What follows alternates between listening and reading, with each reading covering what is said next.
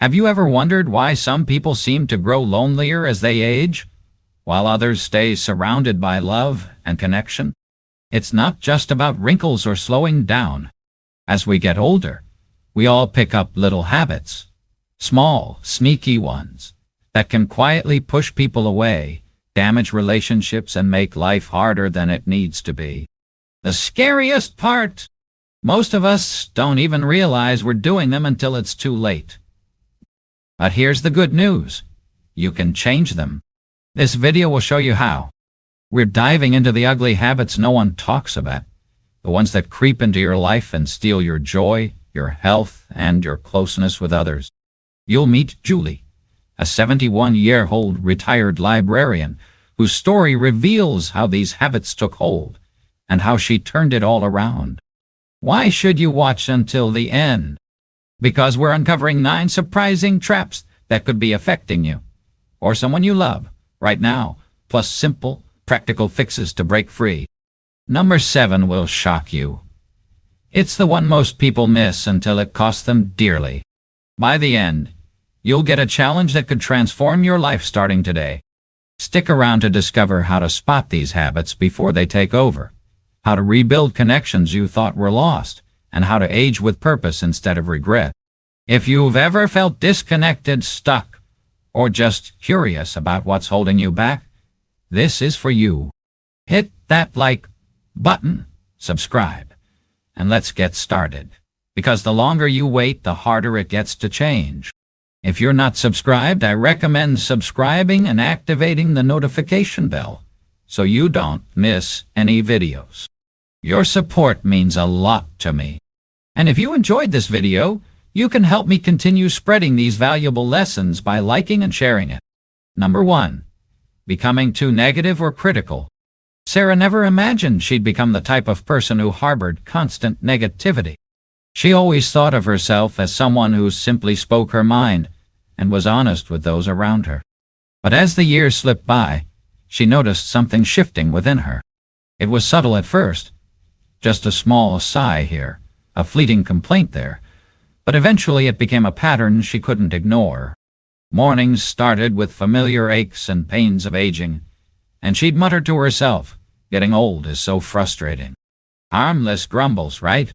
Yet soon it bled into other parts of her day. Watching the news only fueled her frustration. Every passing report left her feeling helpless and angry about the state of the world.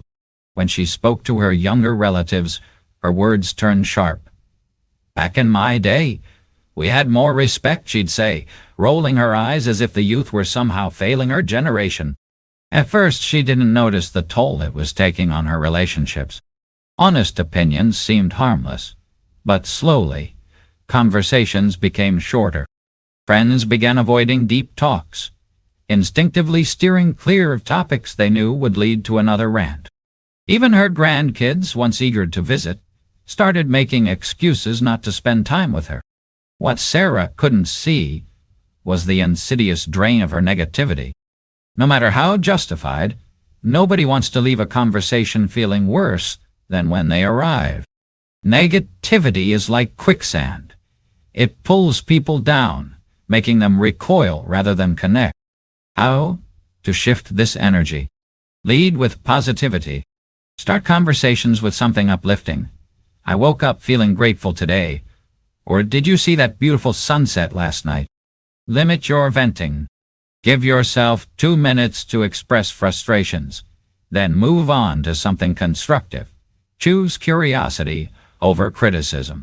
Ask questions about what you don't understand. Instead of dismissing your grandkids' favorite app, try, "Tell me more about that game." When Sarah began these small changes, leading with gratitude, showing genuine interest in others, and setting limits on her complaints, she noticed a remarkable shift. Conversations lasted longer, people opened up to her again, and the warmth of connection returned. Number 2. Ignoring personal hygiene and appearance. There was a time when Sarah loved dressing up. She took pride in her appearance, selecting the perfect outfit, styling her hair, and wearing her signature perfume. But as the years went by, she started skipping hair appointments and opting for baggy clothes. Why bother, she thought.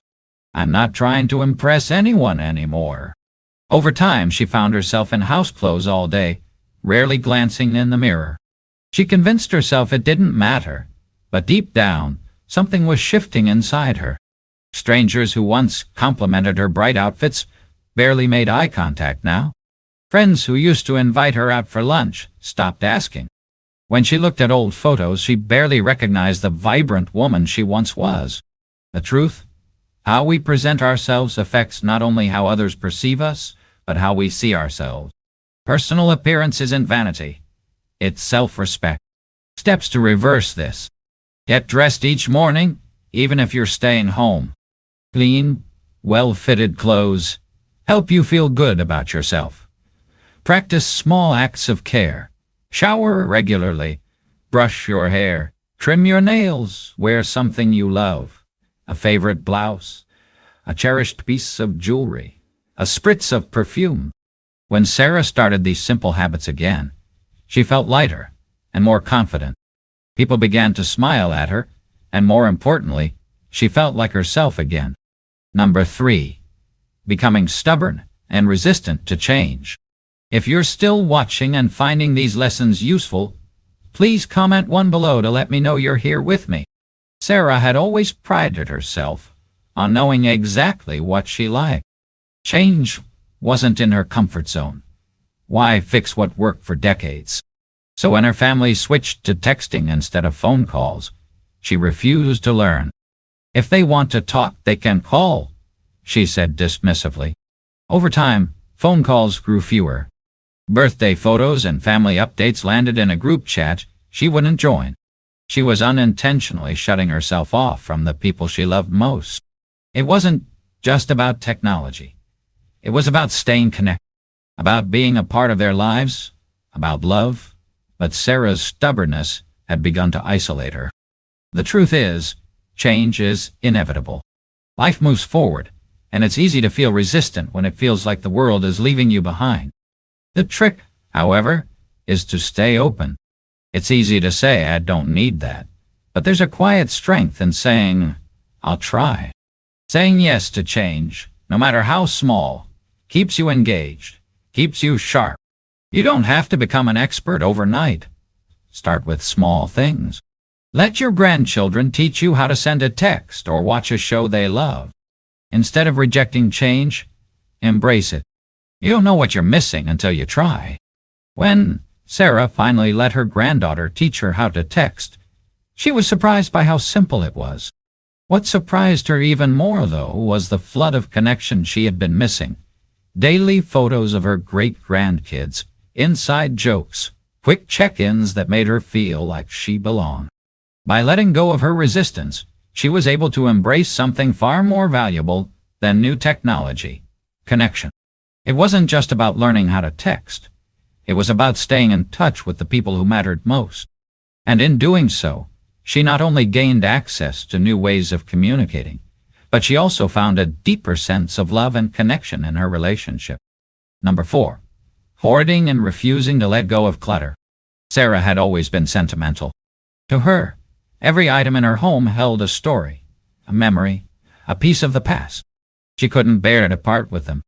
There were old birthday cards that hadn't seen the light of day in decades, stacks of newspapers she promised herself she'd read someday, and clothes she hadn't worn in years, but couldn't let go of. She kept them just in case. Over the years, her once cozy home, once a peaceful sanctuary, had transformed into an overwhelming maze of things, cluttering every corner, every shelf, and every room. She couldn't deny it anymore. What was once a haven had become a battlefield, filled with items that she barely touched, but couldn't bring herself to release. At first, Sarah didn't think there was a problem. She convinced herself that everything had value. She would often say, I might need it someday. It felt safe, comforting, even reassuring to keep it all. But in truth, the overwhelming clutter had begun to suffocate the life out of her home, her peace, and her spirit. As time passed, she found herself growing more and more exhausted just by the act of trying to clean and navigate through the piles. It became harder and harder to keep her home in order, to find what she needed, and even to invite people over without feeling ashamed of the mess. Her once inviting space was now a reminder of how she had become trapped in the past, unwilling to release what no longer served her. When her daughter gently suggested, "Maybe you should think about letting go of a few things," Sarah resisted with every fiber of her being. "What if I need them later?" she argued. But in reality, the clutter didn't just fill up her home. It began filling her mind, too, with the stress of holding on to so much weight on her, blocking the joy of the present and clouding her sense of peace. It wasn't just about things. It was about the emotional baggage she had accumulated along with them. Letting go is never easy, especially when it feels like a piece of your heart is tied to each object. But here's the truth. Holding on to too much, whether it's material possessions or emotional baggage, can create a sense of being stuck in the past, unable to move forward, unable to embrace the present. It's a silent thief that robs you of clarity and peace of mind. Sarah finally realized that to feel truly free again, she had to let go. Breaking free from clutter doesn't happen all at once. It requires patience, kindness toward yourself, and the courage to face the truth that you don't need everything you've been holding on to. How does one even begin to break free from this overwhelming mess? Start small. Tackle one drawer, one shelf, one box at a time. The thought of decluttering everything at once can feel like an insurmountable task, but breaking it down into manageable chunks makes it more bearable. Ask yourself, do I use this? Does it bring me joy?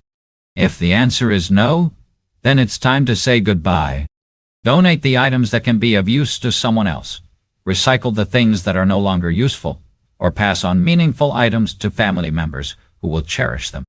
Turn decluttering into a habit, a simple, everyday practice. Set a small goal. Get rid of one item each day. This small but consistent action can lead to profound transformation over time. And let's not forget the practical aspect of it all. Clutter doesn't just create mental stress. It can also be dangerous. It increases the risk of falls, accidents, and injuries. A home isn't just a place to live. It should be a place where you feel safe, at ease, and at peace. When Sarah finally decided to take the plunge and declutter, something magical happened. The weight lifted from her shoulders, and the transformation wasn't just physical. She donated clothes she hadn't worn in years, recycled old magazines that had been gathering dust, and organized her living space in a way that made it easier to find the things that truly matter. And you know what? For the first time in years, Sarah felt a sense of peace in her home. It wasn't just cleaner, it was lighter, brighter, and more welcoming. She felt a new sense of freedom, a freedom that came from releasing the past and embracing the present. Most importantly, she found herself excited to invite friends over again, something she hadn't felt in so long. Number 5. Losing patience with others too quickly. Sarah had never thought of herself as an impatient person. She was always someone who tried to be kind, understanding, and forgiving. But as time went on, she noticed small cracks appearing in her patience, tiny moments where irritation flared up, and she lost control of her composure. One afternoon, she was at the grocery store, standing in line with a cart full of items. The young cashier was taking his time, fumbling with the bags, and Sarah felt frustration building within her. Why is he so slow? Can't he move a little faster? She thought, feeling her temper rise. The words escaped her lips before she could stop them. Come on, can you hurry up? The moment the words left her mouth, she saw the cashier's face fall. He looked down, his hands trembling slightly as he tried to finish his task. That's when it hit her. This young man was new, nervous, and doing his best. And here she was, snapping at him as if he were the cause of her stress. She immediately felt a pang of guilt. Was she becoming the very person she used to dislike? The person who was quick to judge, quick to snap, slow to show grace? The realization hit hard. As we grow older, it's easy to lose patience with others. Life moves at a different pace, and it's frustrating when the world around us doesn't move as quickly as we would like. But the truth is, impatience doesn't just make life harder for others. It makes it harder for us too. It raises our stress levels, clouds our judgment, and poisons our interactions with the people we encounter. So how do we learn to stay patient, to stay kind, especially when life feels like it's moving too slowly? The first step is simple. Pause before reacting. When you feel irritation creeping in, take a deep breath. Is this worth getting upset over? Remind yourself that the slow driver might be someone's grandfather and the cashier fumbling with the bags could be a student just trying to do their best. A little patience goes a long way. The next time you feel frustration bubbling up, try shifting your perspective. Instead of snapping, offer a smile, a kind word, or a simple take your time. Sarah did this the next time she saw the same young cashier. She smiled, complimented him on his efforts, and told him he was doing a great job. His face lit up, and in that moment, Sarah realized just how powerful kindness can be. It doesn't take much to make someone's day to ease their burden. Patience, after all, isn't just a gift to others. It's a gift to ourselves, too. Choosing patience over frustration leads to less stress, better interactions, and a more peaceful heart. Number 6. Over-talking and not listening. Sarah had always loved to talk. She had a wealth of stories to share, advice to give, and memories to relive. Over the years, she had become known as the storyteller in the family. But there was one problem. She didn't realize how often she dominated the conversations. One day, her daughter, who had been calling less and less, finally opened up to her mom. "I love talking to you, but sometimes I don't feel heard," her daughter confessed. "It feels like our calls are all about you, and I never get to share what's on my mind." Sarah was stunned. How had she not seen it? She realized that every time they spoke, she would jump in with her own experiences, stories, and advice without even pausing to listen. The truth was, Sarah had become so focused on sharing her wisdom that she forgot to give her daughter the space to speak, to be heard. She had been talking but not listening. As we age, it's easy to fall into the trap of thinking we have all the answers. We want to share our life's lessons, to impart the wisdom we've accumulated over the years. But if we don't take the time to listen, to truly hear our loved ones, we risk pushing them away. Sarah had to face the reality that in her desire to share, she had unintentionally isolated herself from the people she loved most. The key to better conversations is balance. Don't just talk. Listen. If you've been speaking for a while, pause and ask, "What about you? How have things been for you?" Make a conscious effort to show genuine interest in what the other person is saying. Resist the urge to interrupt, even if you have a great story to tell. Give the other person the space to speak. Ask open-ended questions that invite real conversation. Instead of simply asking, "How are you?" try asking, "What's something exciting that happened this week?" The next time Sarah talked to her daughter, she made a conscious effort to listen. She asked more questions, gave her daughter the floor, and only offered advice when it was truly needed. The results were nothing short of amazing. Their conversations became longer, warmer, and more meaningful. Sarah learned that the best conversations aren't about talking more. They're about listening better. And in that simple act of listening, she rediscovered the beauty of connection. Number 7. Pushing people away instead of asking for help. If you are still watching this video and find these lessons useful, please comment below to let me know that you are still here with me. Sarah had always prided herself on being fiercely independent. It was her identity, her way of life. She had spent decades nurturing and caring for others, raising her children with all the love she could muster, managing a bustling household with efficiency, and even offering her hand to neighbors in need. It felt good to be needed, to be the one people turned to. But as the years passed, something started to change. The simple tasks that used to come so easily to her began to feel like insurmountable obstacles. One afternoon she struggled to lift a heavy box of books and realized she was no longer as strong as she once was. This realization hit her hard. She had always prided herself on her strength, both physically and emotionally, but now she found herself needing help. She couldn't deny it any longer, but asking for help felt like a blow to her dignity. "I can do this myself," she thought, even when she knew deep down that she couldn't. It wasn't just about physical help, though. Sarah also found herself feeling emotionally drained, yet unwilling to lean on her loved ones for support. She didn't want to burden them with her problems. She had spent so much of her life taking care of others that asking for help now felt like a weakness, a loss of control. She had always been the one to offer a shoulder to cry on, to listen and support, but now she was the one who needed a shoulder, and it was hard to admit that. The truth is, needing help doesn't make you weak. It makes you human.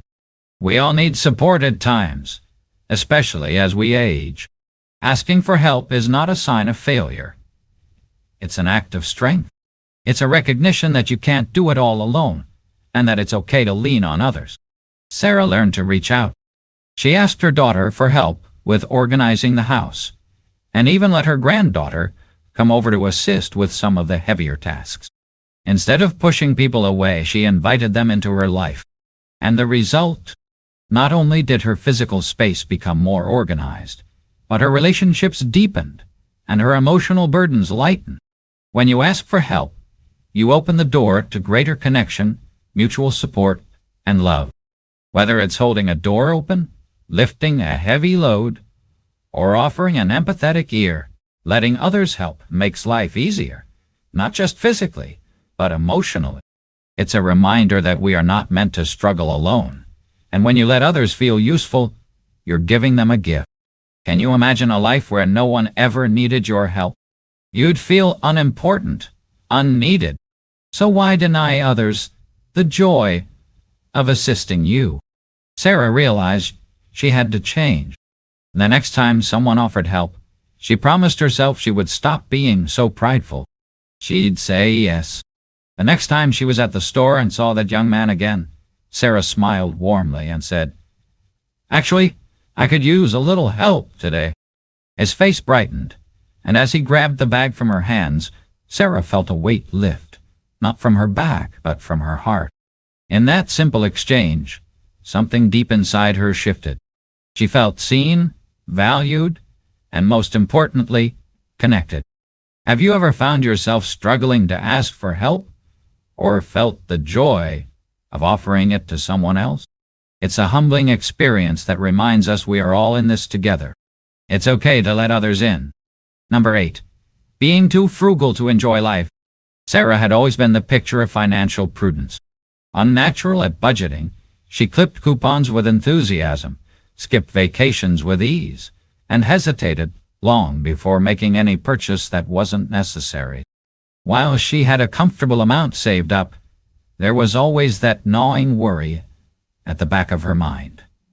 What if I need this money later? What if something unexpected happens? It was a constant cycle of saving, saving, saving. But for what? What was the point of accumulating wealth if she wasn't using it to live the life she dreamed of? One day, Sarah's best friend, Emily, invited her on a weekend trip to the countryside. "It'll be so much fun," Emily said, her voice filled with excitement. "We'll explore, eat good food, and just relax." Sarah's immediate instinct was to say no. Traveling meant spending money. Restaurants meant spending money. Everything about it made her anxious. What if I regret spending that money? But deep down, a small voice whispered, "When was the last time I treated myself?" For years, Sarah had lived in the mindset of saving for one day. But as she stood there, staring at Emily's invitation, Sarah couldn't help but wonder, what if that one day never comes? What am I saving for if I'm not living now? Why does enjoying your money matter? Being financially responsible is indeed important, but life isn't just about stacking up savings. It's about living truly living. Experiences like travel, outings, or hobbies bring more lasting joy than any material possession ever could. Studies show that spending on experiences creates memories that linger long after the purchase is forgotten, while things, objects, gadgets, clothes lose their value with time. Sarah had worked hard her whole life to get to this stage, to build financial security. But security without fulfillment is like an empty vessel. The key to a well-rounded life is balance. Enjoying the fruits of your labor doesn't diminish your achievements. It honors them. So how can Sarah change this habit? She decided to give herself permission to spend, to enjoy life's little pleasures. Whether it was a dinner out, a spontaneous hobby, or a weekend getaway, she vowed to prioritize experiences that nourished her soul. She even set aside a fun fund, an account specifically for her enjoyment. The next time Emily asked her to join the weekend trip, Sarah hesitated no longer. She said yes. And oh, what a difference it made. She laughed more in those 2 days than she had in months. She felt the sun on her face, tasted the joy of good food with good company, and most importantly, remembered how to live fully. When she watched the sunset with Emily, she realized this was what she had been saving for all along. The moments, the memories, the connection. Money was meant to support her happiness, not just sit untouched in a bank. What experience have you been putting off because of money? Life isn't waiting for you to be ready. The time is now. Number 9. Talking down to younger generations.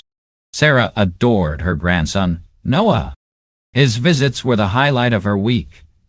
Well, she loved hearing about his school life, his hobbies, and especially his passion for video games. But lately, those visits had felt different, more distant. Their conversations had become strained, awkward. Even she noticed Noah was less eager to talk, more absorbed in his phone than in their time together. One afternoon, Noah brought up a new app he was excited about. Without thinking, Sarah sighed and shook her head. Back in my day, we didn't need all this technology. Kids went outside to play, not stare at screens all day. Noah went quiet. A few minutes later he mumbled, I should probably get going.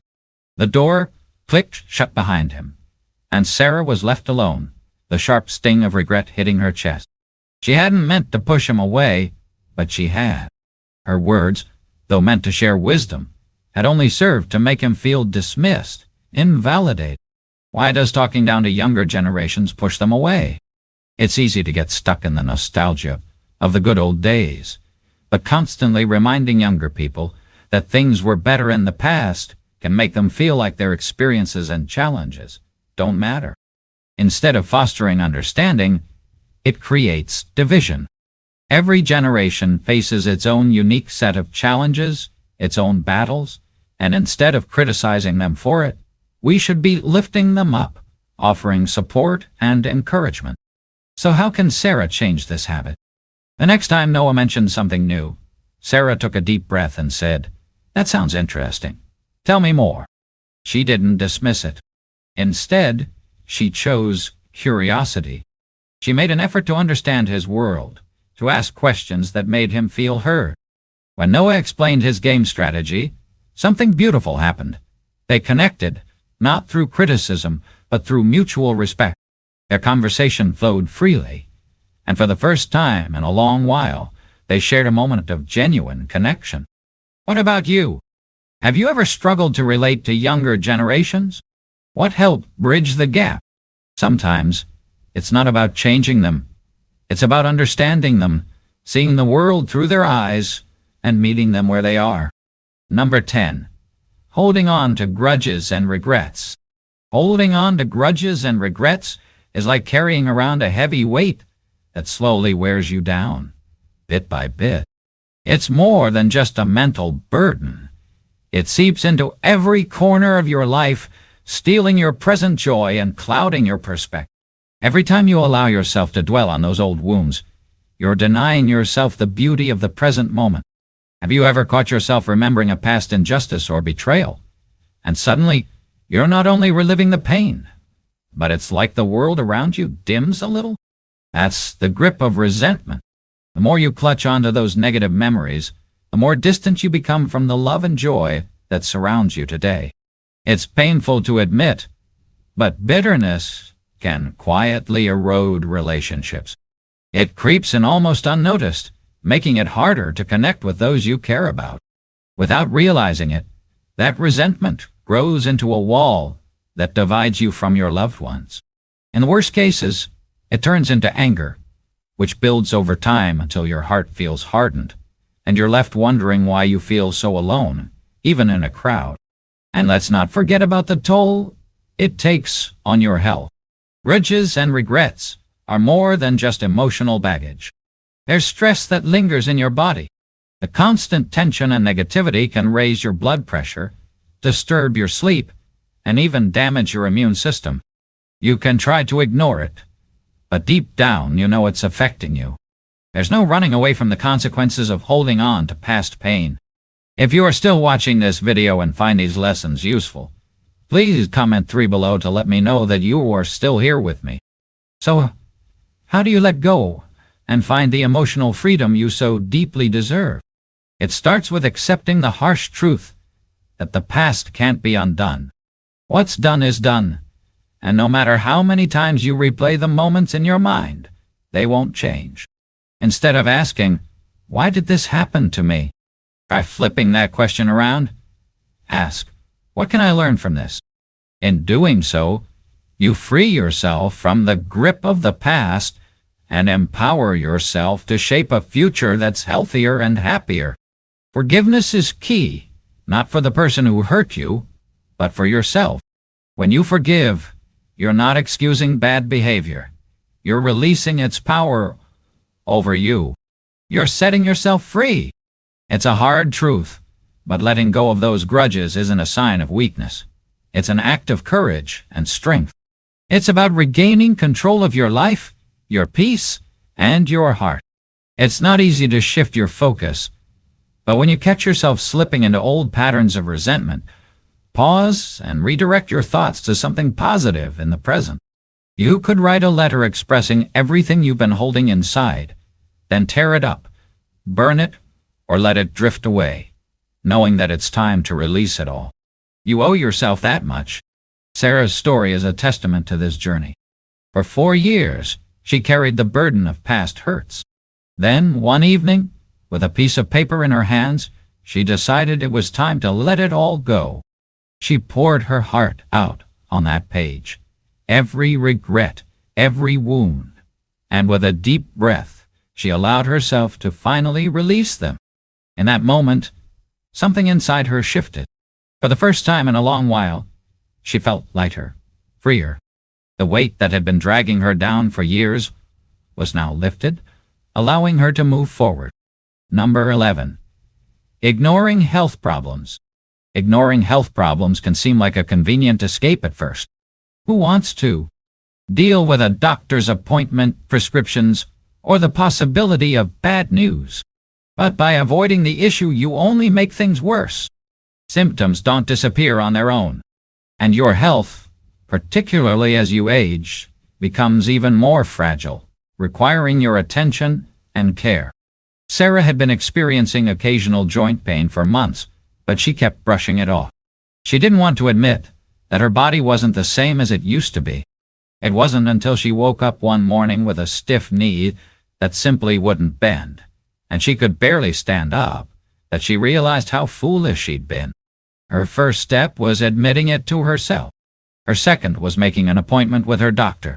The doctor diagnosed her with osteoarthritis, but thanks to early intervention, Sarah was able to manage her symptoms with the right medications and lifestyle changes. The point here is clear. Your health is not something to procrastinate about. Just because you're getting older doesn't mean you should accept declining health as inevitable. Taking proactive steps to address problems early on means a better quality of life later on. Don't ignore your body's signals. Whether it's pain, fatigue, or other issues, seeking medical advice early could prevent more serious problems down the road. There's no shame in taking care of yourself. In fact, it's one of the greatest acts of self-love and self-respect you can show. Be proactive, Be vigilant and prioritize your health. If you like our content, do like, share, and subscribe our YouTube videos for more information like this.